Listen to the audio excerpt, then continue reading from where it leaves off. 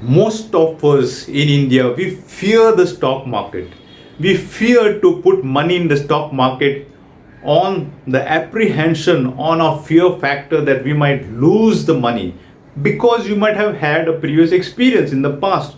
Maybe 5 years you would have put certain investments into the stock market and you would have lost significant capital. You might be 50% down, or you might have not done even significantly above the inflation rate of the country. For example, if the inflation rate is 7%, maybe your investments have not given you 7% return, rather it might have given just 7% or lesser than 7% or slightly more than 7%. And today you're fearful because your previous investments have not done well. But are you investing into the knowledge?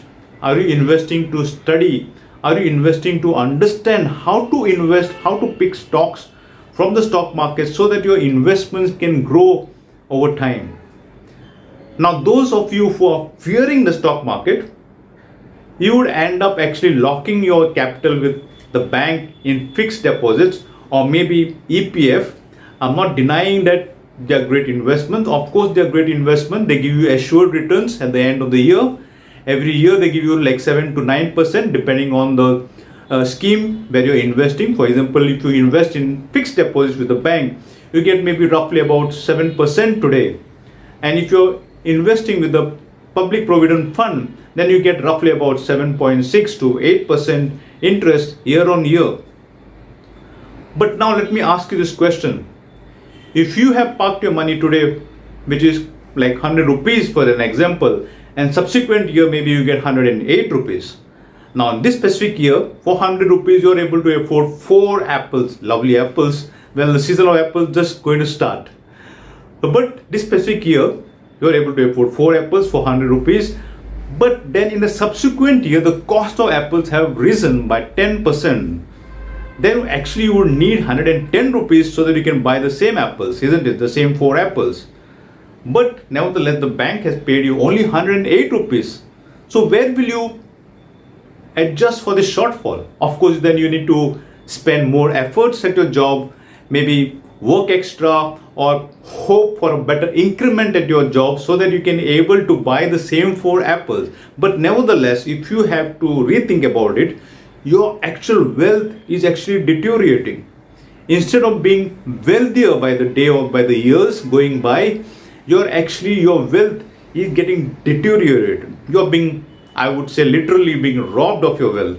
I'm not saying robbed of your capital is safe, your capital is assured, your interest rate are paid year on year, forbid the language, but in fact your wealth status is being robbed of. So, if not direct investment in stocks for which you might have had a prior bad experience, for which you might have invested your capital 5 years or 10 years in the past and lost significant capital, maybe those capital is about 50% down, depreciated, or it might have just given meager returns compared to the fixed deposits, you would have been better off keeping your money in fixed deposits. Then the alternate, instead of doing direct investment in stock, you could even park your money with a mutual fund body.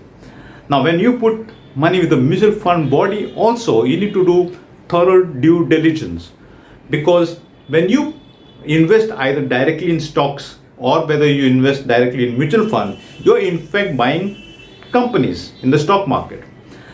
The mutual fund body, the mutual fund manager, in fact he himself looks up or does thorough deep dive analysis of financial statements of the company and decides which companies to invest.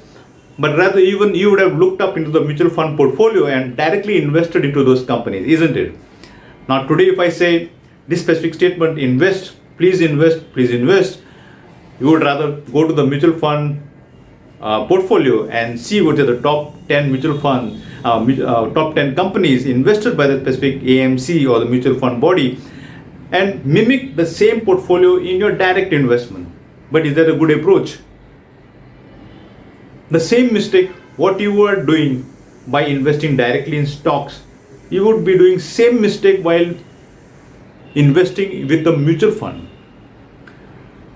To understand how to invest is crucial, whether it's direct investing or mutual fund investing. You need to understand the qualitative as well as quantitative aspects of both, whether it comes to direct or whether it comes to investing to mutual fund. You might be disappointed after waiting for 5 years or 10 years by investing in mutual fund, and you don't realize your wealth being growing.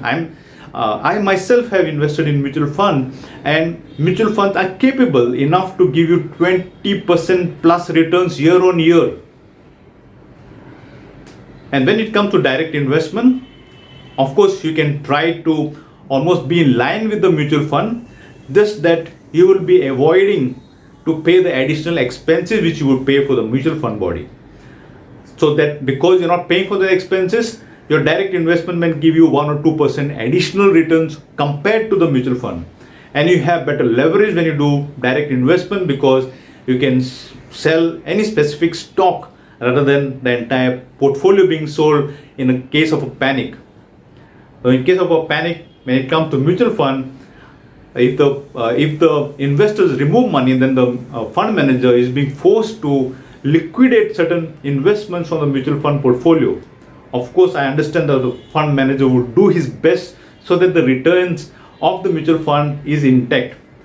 So whether it comes to direct investing or mutual fund, you can decide, of course, but the thing I'm trying to communicate in this specific video is not to abstain, not to run away from investing in the stock market. It could be either to mutual fund or direct investing, rather than investing or parking your money for long term in fixed deposits, because in fixed deposits your capital is actually depriving you of your wealth status.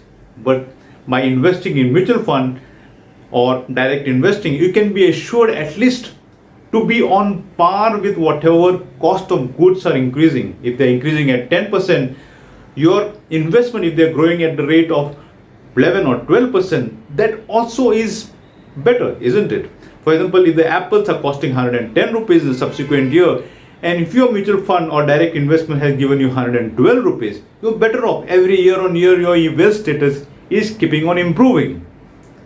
So hence, my friend, I want you to understand the benefit of investing into fixed deposit versus that of equity, either through direct investment or through mutual fund. So you can take your decision, and in case you need any help to understand which mutual funds, how to analyze which mutual fund you need to pick, please do reach out to me or the comment section, or please do read out my book, which is more about direct investing in stock, doesn't cover much about mutual fund. But nevertheless, if you are interested in mutual fund, you can please shoot out a comment to the comment section. See you then. Bye.